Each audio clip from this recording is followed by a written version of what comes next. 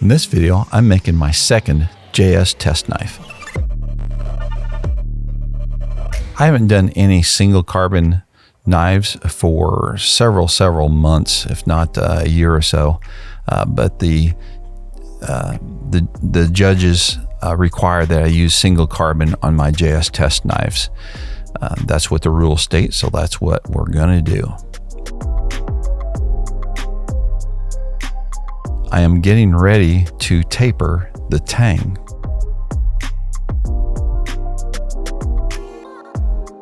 You can see my right hand is running the infeed on the surface grinder attachment, and I'm only taking off 0.5 thousandths to 1 thousandths, just a real gentle, take your time, chill, don't get in a hurry with this particular attachment. You're kind of machining. It's basically machining with a belt grinder. It's pretty cool.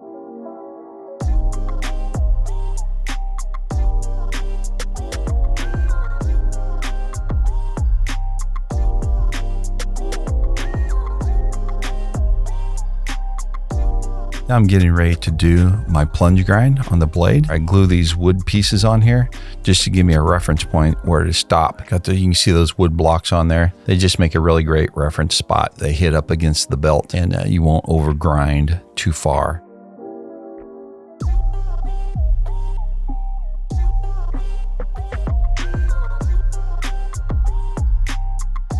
I check my blade edge geometry here, make sure that I'm getting thin enough on the blade edge or the proper thickness that I want. It's got to hold up to a little bit more heavy duty chopping out in the field than cutting vegetables.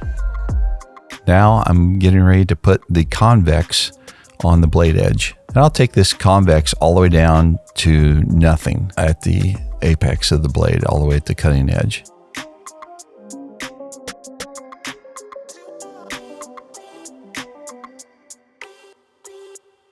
I'll put the blue tape on there just to keep from putting scratches way up high on the spine of the knife. There's 2 layers of 1-inch blue tape on there.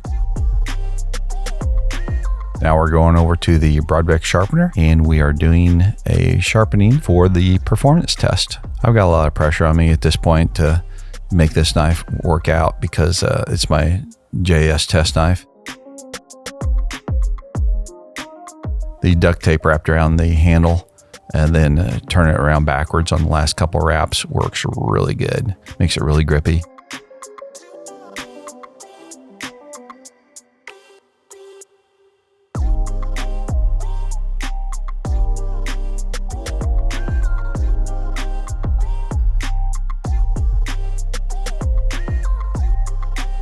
Knife passed the chopping test. No deformities in the blade, no rolls. Now, if you remember earlier, I was doing the plunge grind with those wood blocks on there just to rough it in. Now you can see that I've got to take it just a little bit further. So I put that scribe line on there and I'll take it right up to that scribe line on both sides so they're perfectly matched.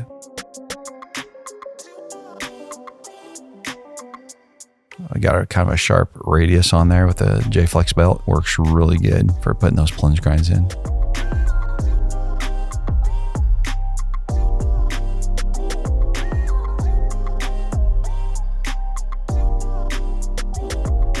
So the plunge grinds came out right where I want them. So I'm going to start out hand sanding here at 220 and I'll take it right all the way up to 600 grit. So it'll look beautiful, satiny, single scratch all the way across the blade. Here you can see I'm grinding in the clip and that went really well. And now I'm working on the choil area, softening that up, getting it all cleaned up, polished up. Makes it very comfortable and just gives it a little fun look to it. This is my custom copper alloy that I cast. I start cutting pieces off my ingot. I'm also going to take a piece of this ingot and I'm going to make my own pin so that the pin is the exact same color as the guard.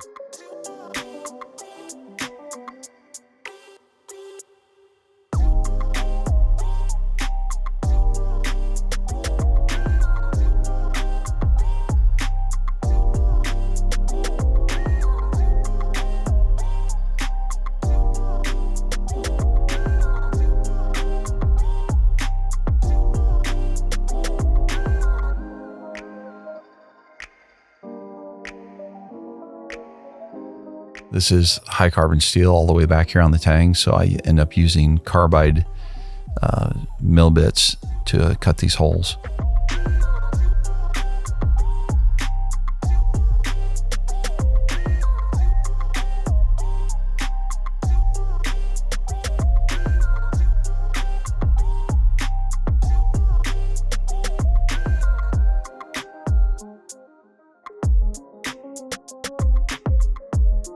Knife's come along really well, so I'm putting my maker's mark in it.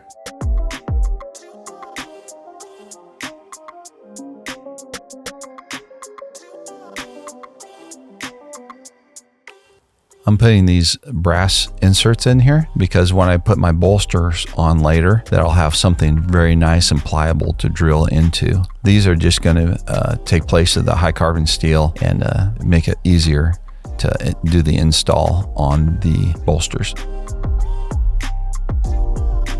And I go ahead and drill right through that brass.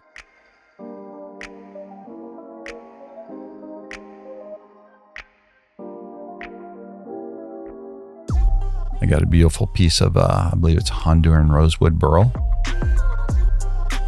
I relieve the inside of the scales to make the fit up on the tang a little bit easier.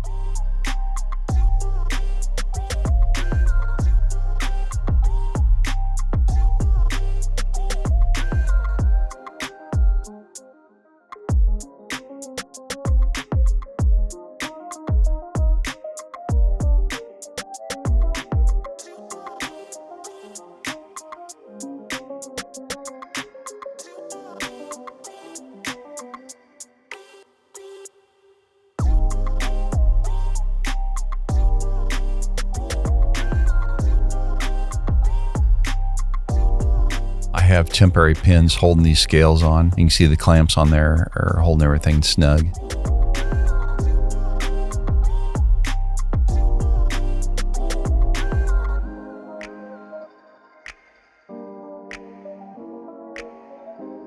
Putting a little bevel on the museum fit on the handle.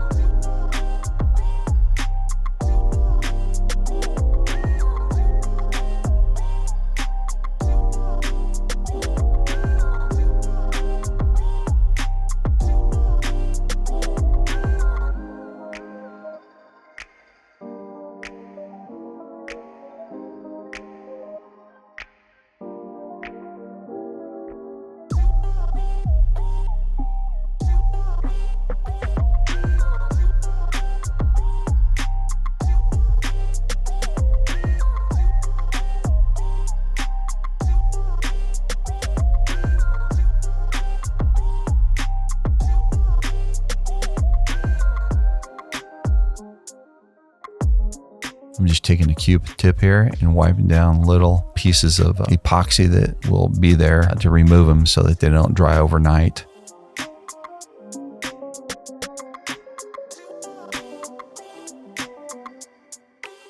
So I'm getting ready to put the pins in the handle, and I'll protect the handle this way with the blue tape.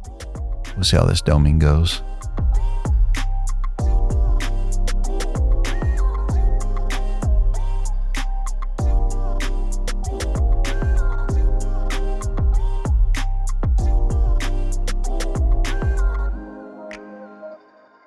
I do the same sequence on each pin so I don't overgrind or undergrind.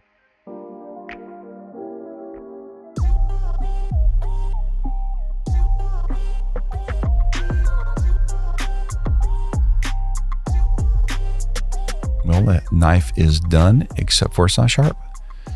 So now we're going to sharpen it up. real gently because this is my test knife. I'm going to take my time, get it hair popping sharp.